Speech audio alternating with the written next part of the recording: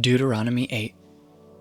Be careful to follow every command I am giving you today, so that you may live and increase, and may enter and possess the land the Lord promised on oath to your ancestors. Remember how the Lord your God led you all the way in the wilderness these 40 years, to humble and test you in order to know what was in your heart, whether or not you would keep his commands.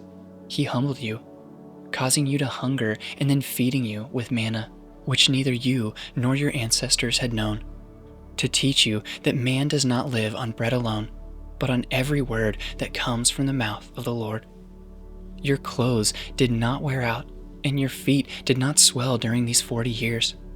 Know then in your heart that as a man disciplines his son, so the Lord your God disciplines you.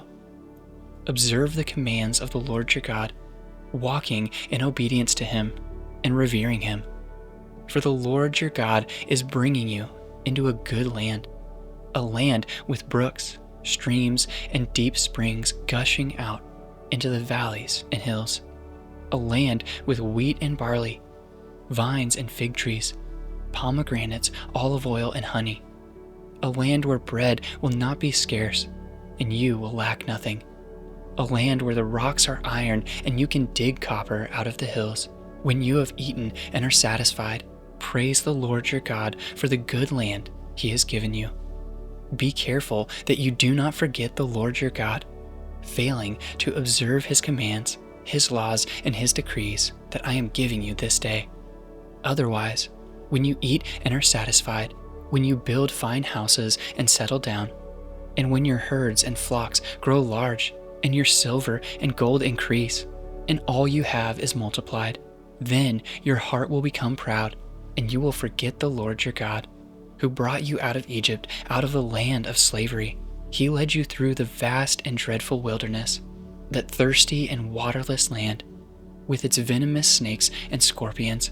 He brought you water out of hard rock. He gave you manna to eat in the wilderness, something your ancestors had never known, to humble and test you, so that in the end it might go well with you.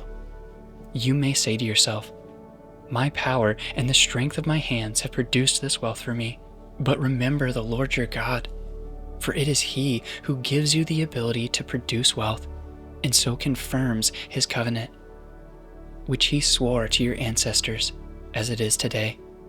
If you ever forget the Lord your God, and follow other gods and worship and bow down to them, I testify against you today that you will surely be destroyed, like the nations the Lord destroyed before you. So you will be destroyed for not obeying the Lord your God.